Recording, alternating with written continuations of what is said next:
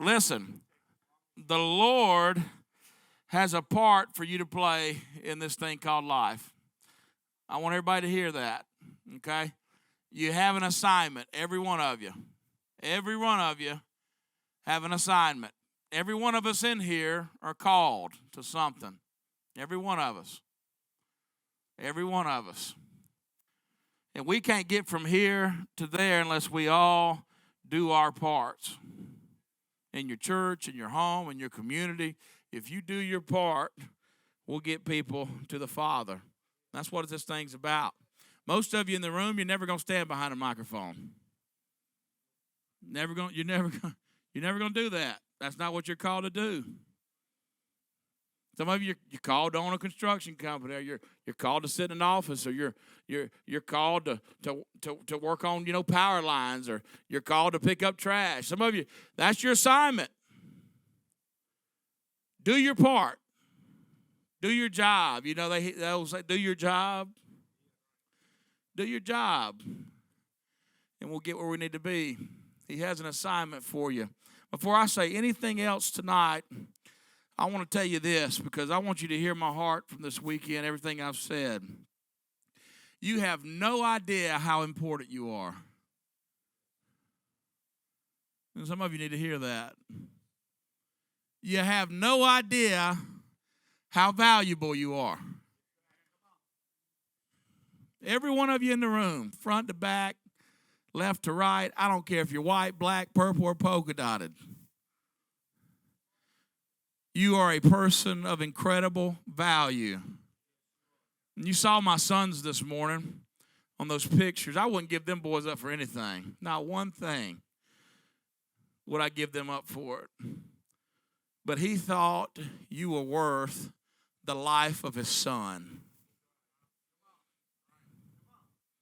And we get in this habit at church of saying things like, oh, I wasn't worth it. Oh, I wasn't worthy. And I get that lingo. I get that. But can I go ahead and tell you something? That ain't the way he sees you. He's a good father who loves his kids. All right? And let me tell you, he thought you were worth the life of his son.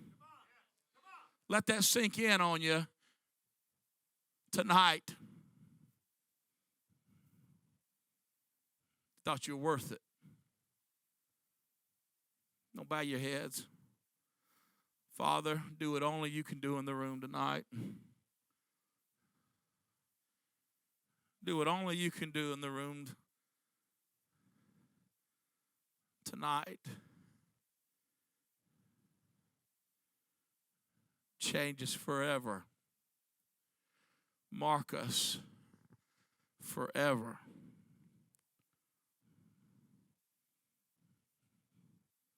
Father, may we get up every day and do our part.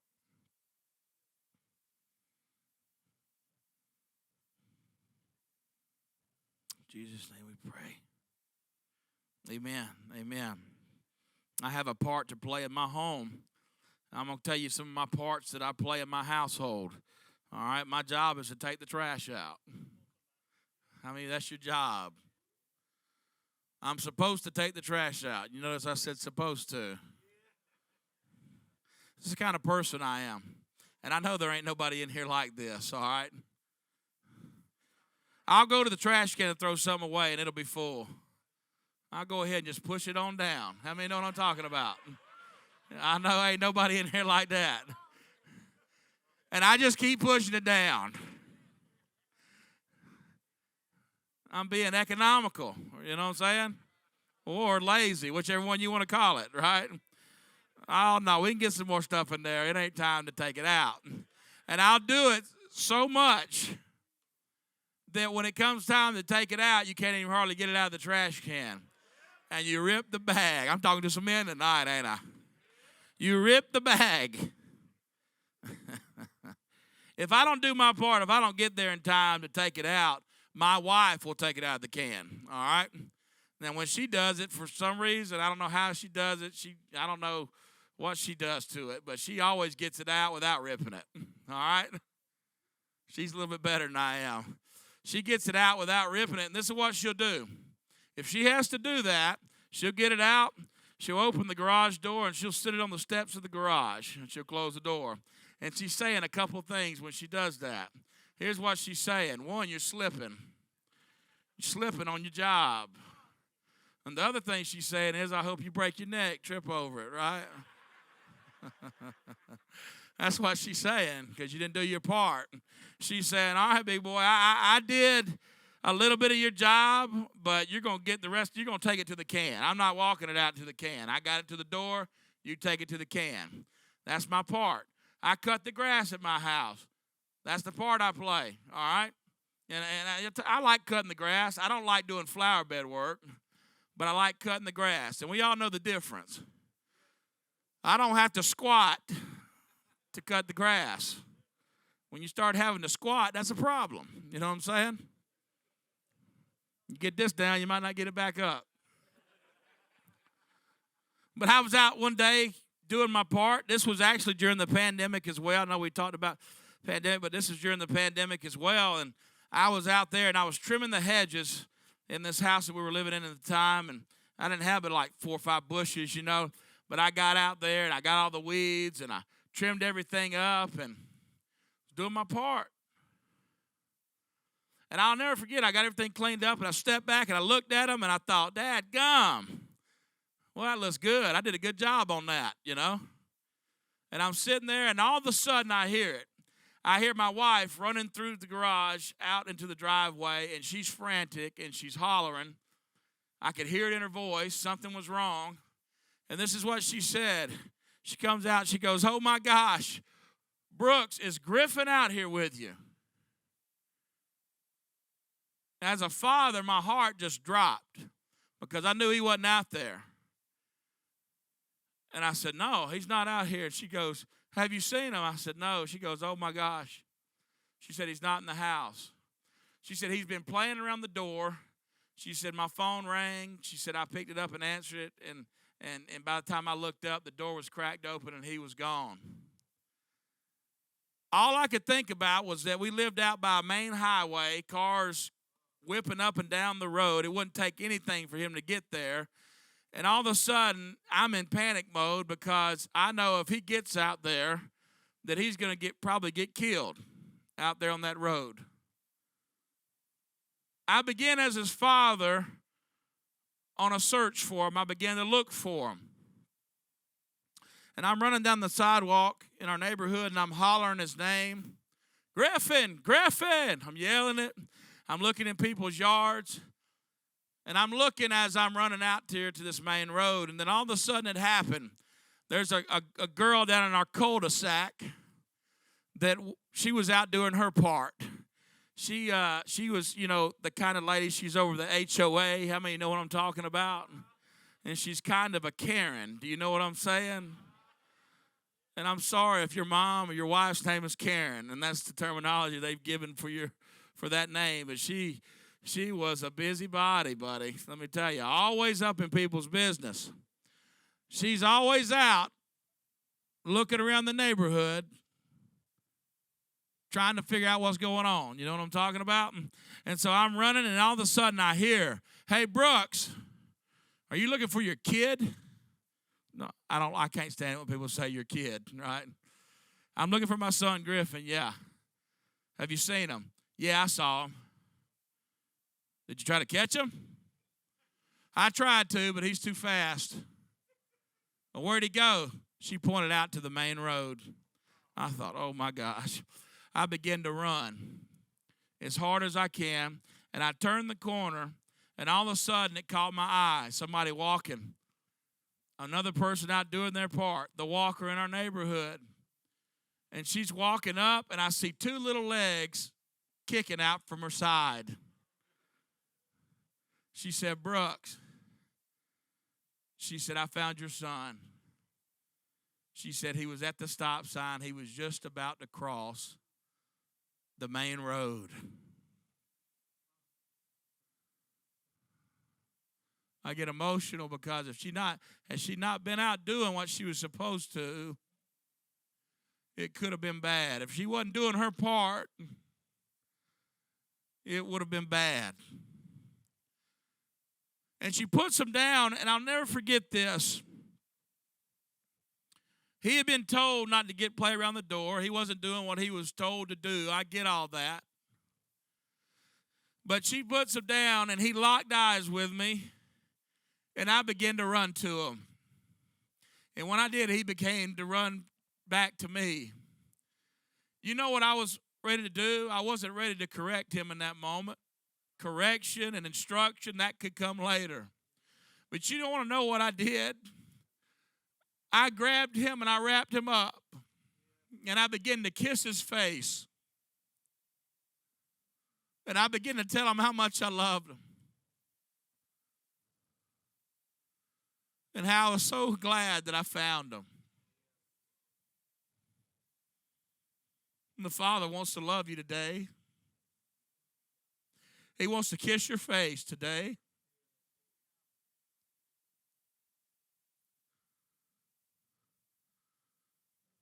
You want to know why? Because I'm crazy about my sons. They bring me so much joy. I delight in them. He delights in you today. He loves you today. And since the beginning of time, he's been looking for you. He's been running after you today. Psalms 18, 16 through 19 says, he reached down from on high and he took hold of me. He drew me out of deep waters. He rescued me from my powerful enemy, from my foes who were too strong for me. They confronted me in the day of my disaster, but the Lord was my support. He brought me out into a spacious place. He rescued me because he delighted in me. Luke 19:10 says, for the Son of Man, he came to seek and save the lost. He delights in us, and he's always looking to save the lost. Somebody needs to make a note of that. Me and my wife, we were youth pastoring in Hendersonville, Tennessee. That's where we live, and this is before we had kids, and they had a sign-up sheet. How many know what a sign-up sheet is? They put it out there in the foyer. They make some announcements about these sign-up sheets. And they put a sign-up sheet out there, and it was for a trip that they were going to go on. Whoever wanted to go on it, they were going to go whitewater rafting. Does anybody know what I'm talking about? We were going to go to the Ocoee River over in East Tennessee. Does anybody know what I'm talking about? The Ocoee. And I went out there and I thought, man, that sounds fun, Whitewater rafting, right? I got the body type to go rafting, right? I thought, I'm going to go out there and sign up. So I went out there and I put my name down. And I thought, I wonder if my wife wants to go, And I thought, you know what? I'm not even going to ask her. I'm just going to go ahead and write her name down. Why would she not want to go whitewater rafting? Matter of fact, why would she not want to go whitewater rafting with me, right? You know what I'm saying? Go ahead and wrote her name down. The lady goes, are you sure about that? I said, oh, yeah, she wants to go. Yeah. I get home that night and I tell my wife, I said, hey, babe, I said, listen, we're going whitewater rafting next Saturday. She said, no, I'm not. Yeah, we are. I signed us up. She said, you did what? I said, I signed us up to go. Matter of fact, I already paid the money. Well, I could tell you the look she had on her face. She said, you ain't never been whitewater rafting before, have you? She had been. I said, no. She said, if you had, you wouldn't have signed us up for it. I promise you that. I said, oh, man. Well, I said, well, we got to go because we signed up. You know what I can't stand? People that sign up for stuff, but they don't show up. You know what I'm saying? It's easy to come to a men's conference, but you're going to have to go home tomorrow. You signed up this weekend, but you're going to show up when you get home. Let me tell you what somebody is when they sign up, but they don't show up. That's what I call a pretender. You're a pretender. The ones that sign up and show up, the men at the workday, that's what we call contenders. They're contending for this thing, right? I want my wife to know I was a contender, buddy. We signed up. We're going. The morning of the trip comes, I put on my swimsuit. I put on my slides. I was making a fashion statement, man. Put on my T-shirt. I went out there and got in my truck, waiting on my wife. How many ever do that, right? I thought, man, she needs to hurry up. Maybe I should honk the horn. If you ain't married, let me go ahead and give you some advice. Don't honk the horn, all right? Let me give you some other advice. This is for free. Don't dry off with the decorative towels either, all right? It's a problem, okay? Ain't nothing like standing there naked and getting a lecture from your wife about how you don't dry off with the decorative towels, all right? Oh. And don't follow it up with there wasn't any clean. That's a bad thing to do either there. Okay. So I went ahead and honked the horn, burp, burp, you know. And she come out, she cut them eyes over at me, and she got in the truck, and I said, hey, you ready? And she said, just go to the church. You right?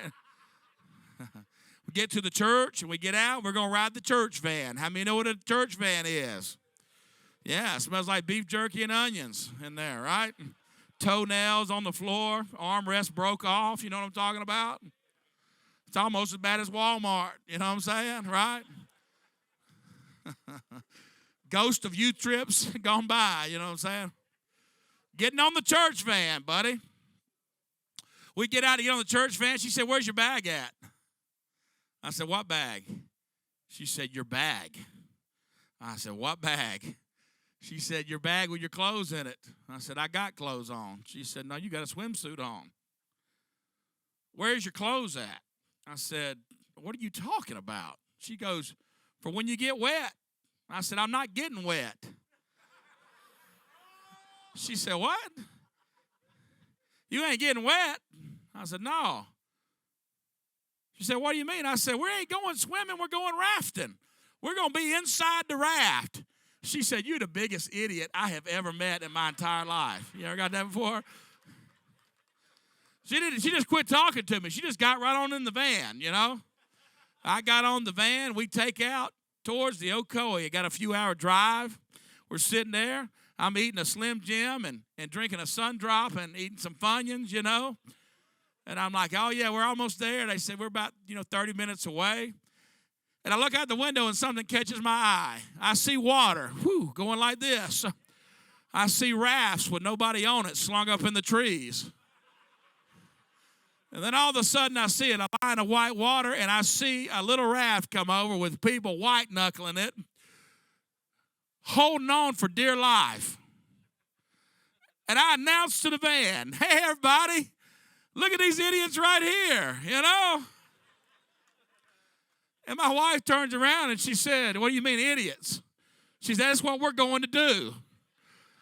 All of a sudden, I didn't want to go whitewater rafting no more, right? This is what I thought we were going to go do. I thought we were going to go tubing. And I was going to drink a Capri Sun. You know what I'm saying? That's what I thought we were doing. All of a sudden, I got a little gurgle in my stomach like I had to go to the bathroom. You know what I'm saying? Felt like the first day of school. You know what I'm talking about? I thought, oh, no. We pull up to the place, a gravel parking lot. We get out. They put us in groups. We waited there to groups. They said, you wait here until your captain, until your guide calls your name. I'm sitting there, and all of a sudden I see it across the gravel parking lot. One of the guides, he had on like hiking clothes. You know the type. You know what I'm talking about. Like he just come out of Bass Pro Shop. You know what I'm talking about? Strutting through there, you know. And all of a sudden, he caught my eye from across the parking lot. And he looked at me like this. And then all of a sudden, he started smiling. And I promise you, he started licking his lips. He was like that right there. And he gave me that look like, oh, yeah, big boy. You're mine today. You know what I mean? You know? I thought, oh, no, I hope I don't have that guy. We did, right? He made sure he got my group. I'm standing there with my group, and there's a guy named Travis. You know, he's about 40 years old, never been married before. Had a polo shirt on, buttoned all the way down. with a necklace intertwined in his chest hair. You know what I'm talking about? And he had on some blue jean shorts that were down near his ankles. We call those all-weather breeches where I come from, right? He had them down, and then he had some crispy Air Force One. Some of you don't know what that is, but he had them on. And I thought, man, you're looking fresh. Where's your bathing suit at? He said, I didn't bring one. I said, why not? He said, we're going rafting. We're not going swimming. I said, well, that's what I said. He said, yeah. He said, I don't even own a swimsuit. I said, why is that? He said, I don't know how to swim. I said, hey, Brittany, I found the biggest idiot in the world. His name's Travis. I thought, oh, God, Travis is going to die today, right? All of a sudden, they call our group. They call our group, and they said, all right, let's go. We go, and here's the guide, and he's over there, and he says, all right, come on over here, guys. We go over, and there's a little bitty raft sitting there, and he's going to do a tutorial on the raft and all that good stuff. And I said, man, where's the raft at? And he said, that's it. I said, where's the rest of it? You know what I mean? He said, that's it, man. I said, oh, no. I said, well, I don't know if I could do it. He said, I ain't got time to answer your questions right now. He said, everybody get down on the ground. We got down on our backs. He said, when you fall out of the raft. That's how he started the tutorial. When you fall out of the raft. Not if or maybe. He said when, like it is happening. You know what I'm saying? When you fall out of the raft, you're going to get your body facing the direction that the water is flowing. You're going to put your feet up so you can, in front of you, so you can kick off the rocks. He said, go ahead and practice that like you're in the water, kicking off the rocks. We're out there kicking off the rocks. What a sight. You know what I'm saying? And he says, all right, everybody up. We're going to find your part in the raft. Everybody had a part in the raft. He says, he points to Travis. You're going to be in the very front, right there at the front. I raised my hand. I said, hey, man, Travis don't know how to swim. He said, I told you I don't have time to answer your questions right now. I said, so long, Travis. You know what I mean? Put Travis in. They put everybody else in the raft. He goes, come here, big boy. He puts me on this side, and I get on. And when I did, everybody else started to lift up in the air on their side of the raft. He said, oh, that ain't going to work. We're going to have to get the weight distribution a little bit better. You go over here in the back corner. So he puts me in the back corner, and he distributes everybody else across the rest. He said, I think that'll work. He said, all right, when I yell duck, you are going to hold your paddle straight up in the air, and you're going to duck your body down into the raft. He goes, let's practice it. Duck! Everybody ducks down the raft. I could not physically get my body down into the raft, right? Everybody else was inside. I was not. He said, I said duck. I said, this is as good as I can do it. He said, you're going to struggle today. When I say this, you go to the left. When I say this, you paddle to the right. Does everybody understand? Yes. All right, get the raft loaded up. We go load the raft up on a little school bus looking thing. We get on it. He said, before we get to the river, we're going to have to stop and get a life vest. Everybody off. We stop at a little shed area. We go in to get a life vest. And I said, where's the plus-size life vest at? They're in the back in the back. I went back there, and I finally found one. And I said, all right, I need a helmet. Yeah, you need a helmet. I put the helmet on. It was like a mouthwash cup you get at the dentist. Just sat right there. He said, go ahead and put your life vest on. I put that thing on. It came to about my armpits, right? I said, I don't think this is going to work. He said, that's the biggest size we got. 2 people took and stretched the vest. Another person put their foot in my chest and had their toes like that. I don't like feet. You know what I'm saying? They began to push me and pull me until finally they got that thing clipped. And when they did, it shot up on me like a sports bra. My arms went straight up in the air like I was praising the Lord. And I know I'm Pentecostal, but I wasn't trying to praise the Lord at that moment. You know what I'm saying? Anybody ever seen A Christmas Story? You know what I'm talking about? Ralphie's little brother, Randy. I can't put my arms down. You know that guy? That's what I was doing. I was looking like that. Everybody had their cell phone out, you know. Look at Brooks, you know, taking selfies. This ain't going to be good. We get on the bus, and I'm just like this the whole ride. We finally get out. We get the raft. The rest of them had to get in the raft. I couldn't reach down to get it. They handed me my paddle. I had it like this. We go to the edge of the river.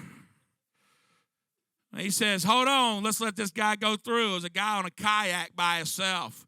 He takes off, going down the river, and he hits the little stretch of white water, and he drops off, and I never saw him again. And I said, Travis, you ain't going to make it today, man. Said, everybody get in the raft. Put the raft in the water. Everybody get in your place.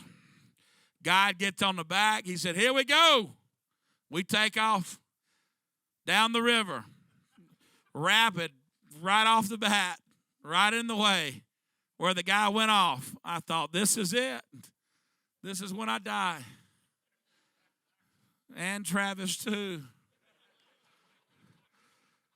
The water got a little bit rough, and it started turning white. I figured out why they called it white water rafting. And the captain goes, here we go, duck. Everybody else ducked while my upper body hung out of the raft.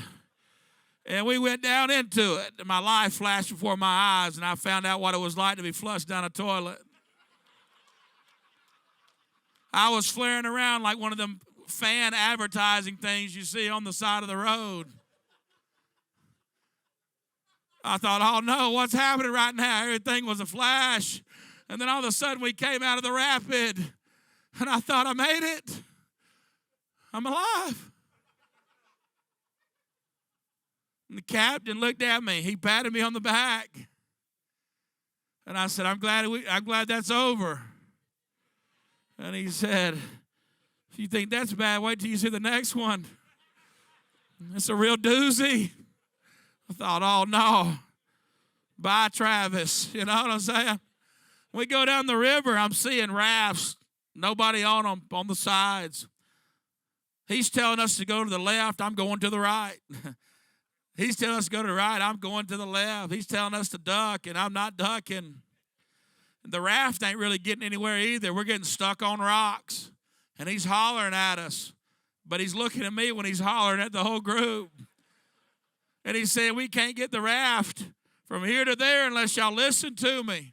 The whole time, my wife's looking at me like she hates me.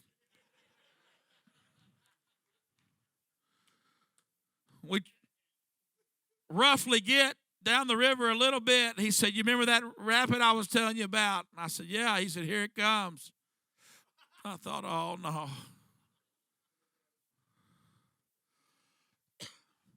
He yells, duck!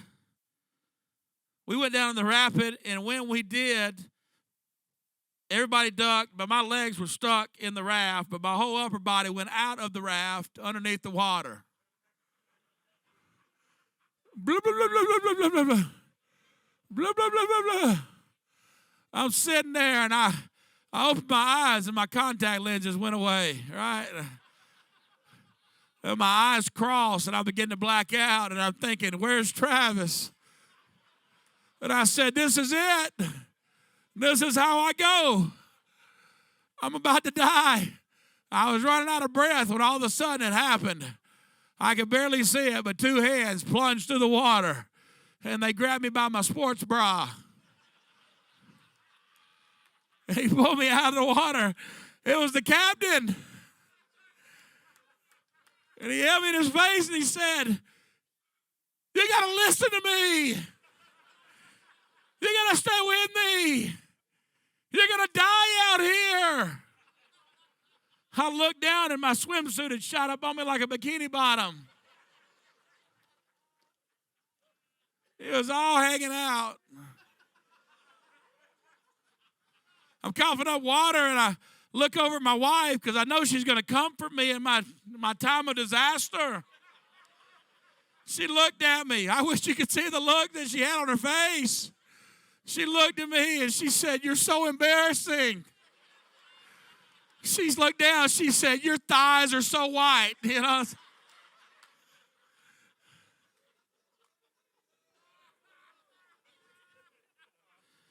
She's like, you haven't done anything the captain has asked you to do. He's telling you go to the left, you go to the right. He tells you go to the right, you go to the left. You ain't ducked one time. The captain looks at her and looks at me. He goes, she's right, you know. He said, you're going to die out here. He said, man, this is serious business. This raft can't get from here to there unless you listen. So I thought, all right, everybody's telling me, I guess I'll start listening a little bit. So we start going on the river. He's telling us to go to the left, I'm trying my best. He's telling me to go to the right, I'm trying my best. And the whole time I noticed something. As we went down the river, he wasn't looking at us. The whole time the captain was on the back of the raft, and he was looking out in front of us with his eyes scanning the water. The whole time he was watching what was ahead. The whole time I thought, what's he looking at? He needs to be looking at me. But he wasn't. He was looking at the water the whole time. I started listening a little bit better. The raft started moving a little bit better. We started moving almost like poetry in motion. He said, you see how smooth it's running when you listen? I know we're laughing, but he's been telling you to do things. You've been doing the opposite. It's been a rough ride for you. But if you'll start listening to what he's telling you to do, what he's instructing you to do, this journey will be a little bit smoother. We're going down the river. He looked at me. He said, big boy, you're doing a good job. He started scanning the river again. You're doing a good job. He said, all right, there's a rapid coming up. He said, man, it's big. He said, here's what I want you to do. I'm going to tell everybody else to duck.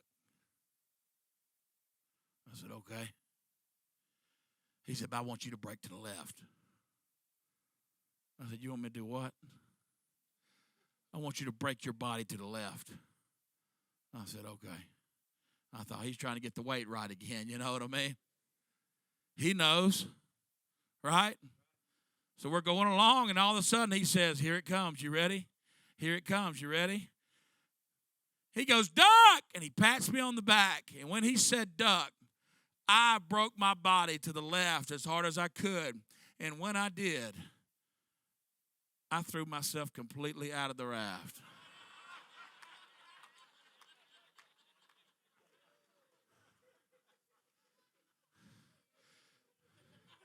The water took me deep down underneath. I could see rocks, and he was right. It was rocky. My head were hitting rocks left and right. I was under the water. I was panicked. I couldn't hardly breathe, and the only thing I could think of was, where's Travis? You know what I mean? I'm sitting there, and all of a sudden I remembered it. When you fall out of the raft, I've got my body up to the surface of the water and got me a deep breath. There was no raft around. There was nothing. I couldn't see nothing but rough water. Man, I was dead in the water.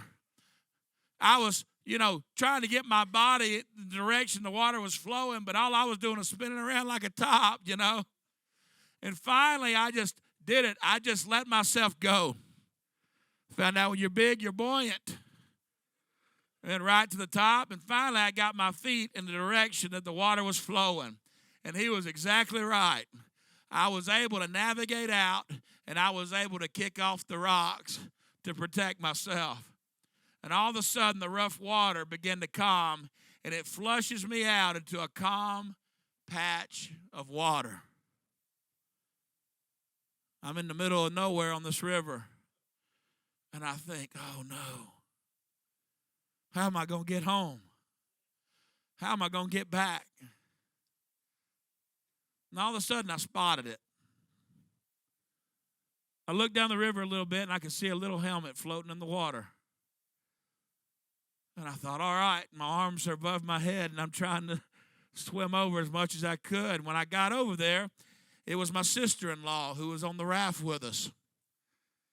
And I swam up to her, and she was looking at me about like my wife was looking at me.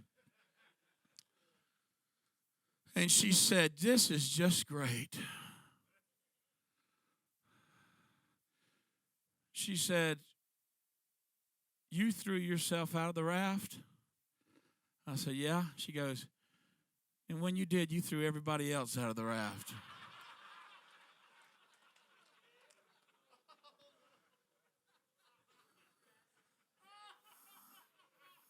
I looked at her and I said, where's Travis? She said, I don't know. I said, he died, didn't he? She said, probably.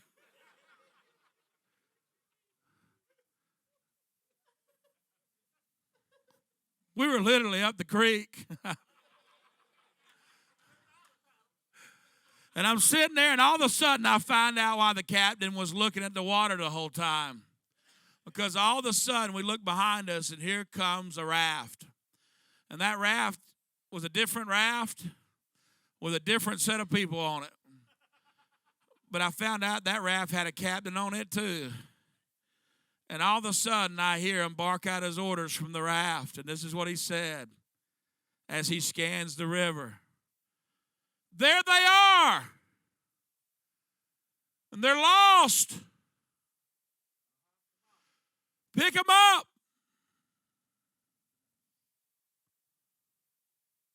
The raft moves over to us.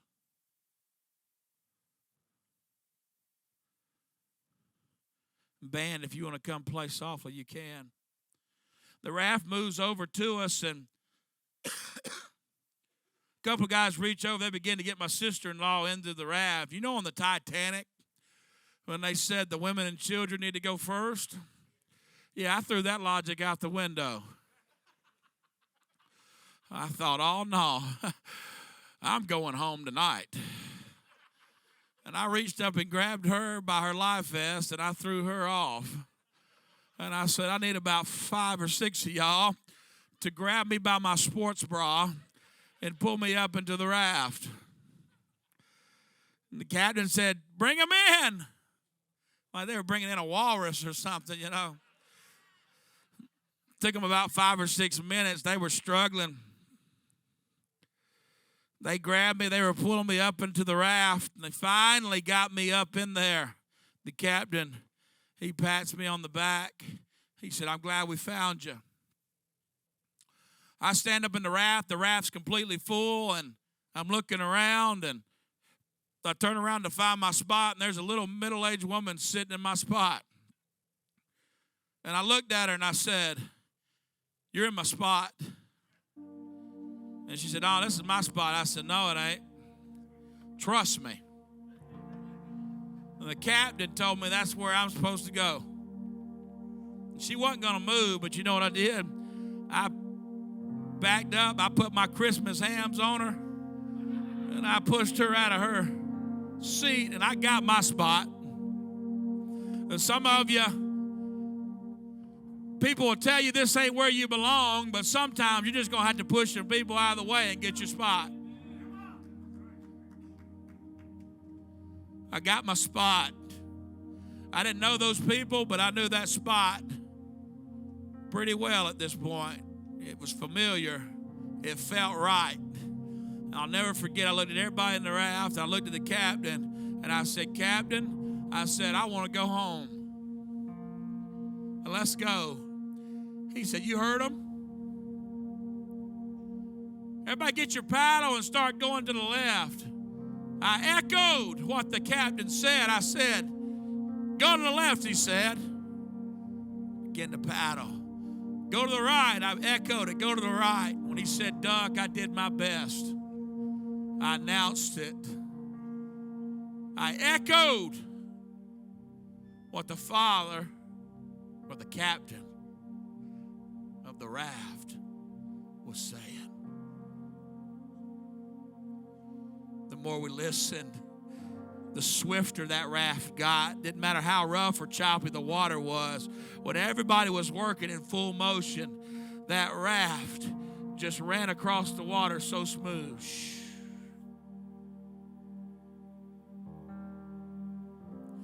I'll never forget it. We got to the end. And I get off the raft, and there he is, my original captain. I can see the bus.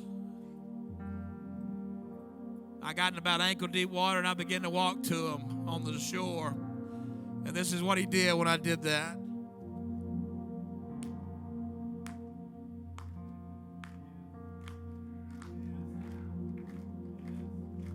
He said, "You made it." I knew you would. I knew you would. I knew you could do it. I knew you could do it. I wonder what the shore of heaven's going to be like when we've done our part. And we pull up on the shore of heaven, and Jesus is standing there, and he's clapping for us. And he's saying, "I knew you would. I knew you could do it. I knew you had it in you. I knew you wouldn't quit." I walked up to him, and I said, "You told me to break left, and I broke left, and I threw myself out of the raft and everybody else." And he put his arm around me, and he began to pat me, and he said, "Yeah, I do that from time to time."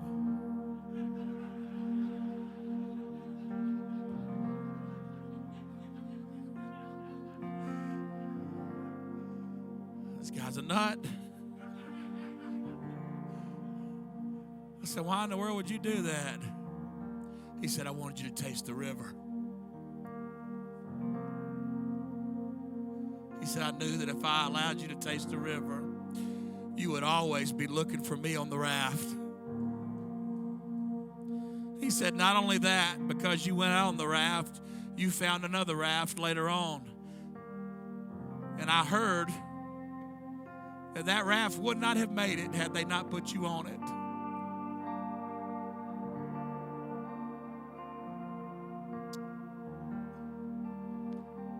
You know, next year you'll have this men's retreat. Some of you will be here, some of you won't. You'll be in another raft somewhere.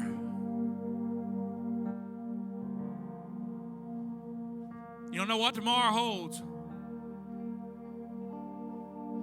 But if you'll look for the captain, if you'll get in your spot, if you'll take your place and get where you're supposed to be, you're going to make it to the end. The next 2 weekends on that river, 2 people got killed.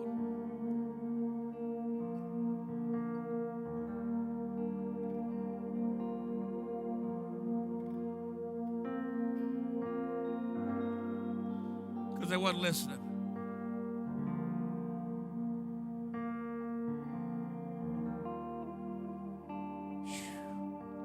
I want you to bow your head tonight. I want you to close your eyes. I don't care if this is out of your comfort zone tonight. I want you to respond tonight.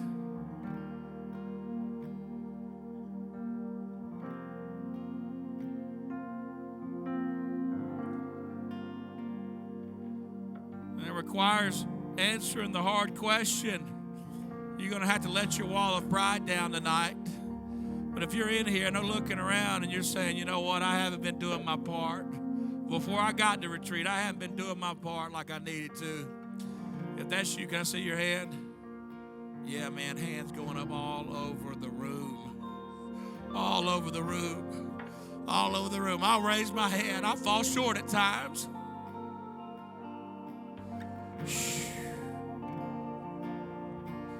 Put your hand down. You're in here tonight and you've been battling anxiety. That's you. No looking around. It's a real thing. I want to see your hand. Yeah, I see those hands, man. You don't even feel like getting out of bed. You worry about things that hadn't even happened. I get it. Put your hand down. You're in here and you battle depression, suicidal thoughts. Let's be real in here. Let's get it out on the table tonight. The river wants to swallow you up. Yeah, I see those hands. Put those hands down. Tough questions. Tough questions. And I know that some of you in here, you don't talk about this a lot with men, but some of you in here, you question your identity. You ain't got to lift your hand if you don't want to. I know that's a sensitive thing. If you want to, you can. I see those hands. Body image issues. I know that's not talked about with men a lot. Some of you are insecure about the way you look. That's you. Lift those hands. Let me see those hands. I see those hands. Hands going up all over the room. You don't feel like you measure up. You don't feel like you're good enough. You don't feel like you're a good enough provider for your home.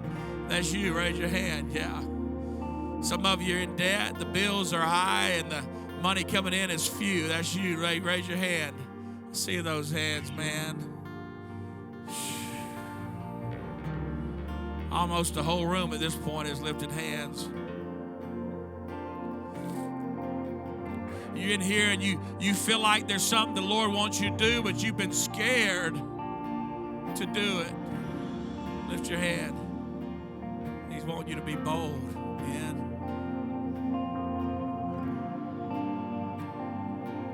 You're in here tonight, you hadn't treated your kids, you hadn't treated your spouse the way you needed to. You hadn't appreciated them enough. All the hard work they do. You hadn't really done your part around the house like you need to. You haven't been there for them like you need to. If that's you, lift your hand. I see those hands. Put those hands down. You're in here tonight, you just flat out say, I'm just flat out not even saved. I need to give my life to Him for real. If that's you. Lift your hand. Anybody? Anybody? I see hands. I see hands. You're here tonight, you say, I really need to rededicate my life tonight. I haven't done that yet this weekend. That's you. Lift your hand. Come on, we might as well all stand up in this room. If you lifted your hand for something that I just said, come on and come forward. Come on and come forward.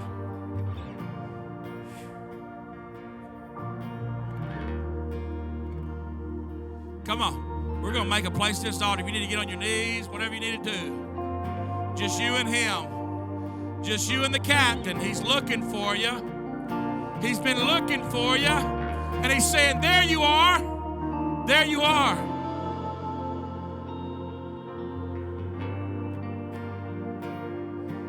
There you are.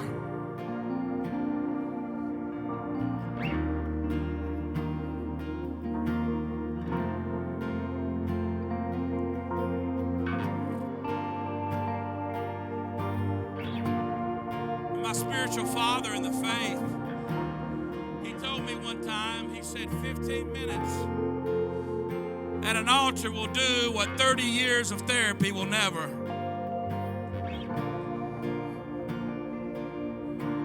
Just taking time at an altar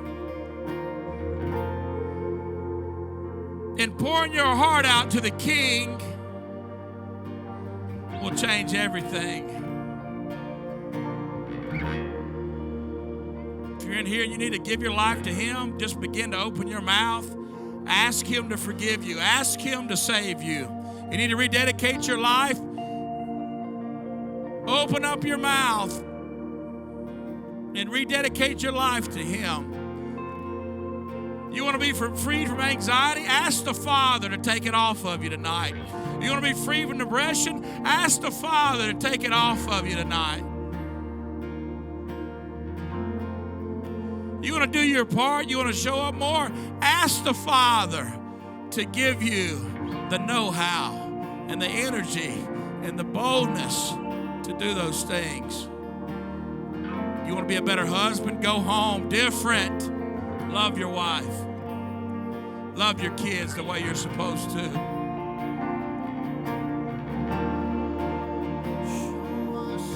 He's not here to correct you. He's not here to come down on you. You're a work in progress. He is here to love you. He knows how valuable you are. You're His, fearfully and wonderfully made. You don't like the way you look? You're fearfully and wonderfully made. You're His taste, everything about you. Your looks, your personality, the way you sound when you talk. You're His liking.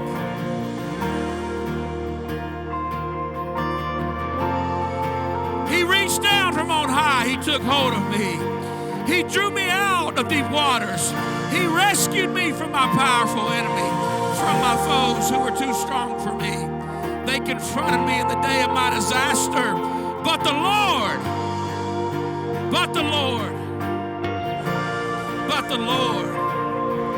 was my support. He brought me out into a spacious place, and He rescued me because He delighted in me. He delights in you. You bring Him joy. He's crazy about you. He can't take His eye off of you.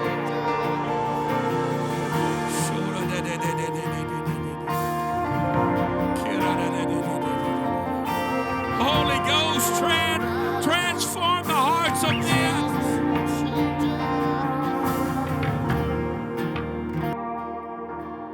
God's doing some amazing things in hearts and lives right now.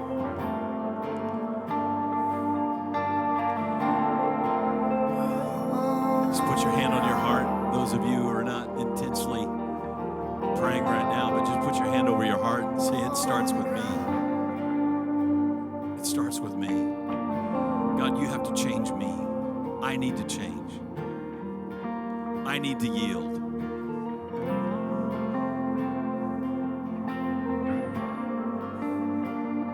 The things in my life that I'm holding back, I need to let go of. The anger, the resentment, the bitterness, the frustration, the sin. I have to let it go. I cannot hold on to it any longer. I cannot expect to move from here to there unless I'm listening to what you are telling me to do. It's a powerful word. Simple. We ought to be able to figure it out ourselves, but sometimes we just need somebody to wake us up and say, you know what? If you're not going to listen to what He's going to do, what He wants you to do, you ain't getting where you're headed. It's not going to happen.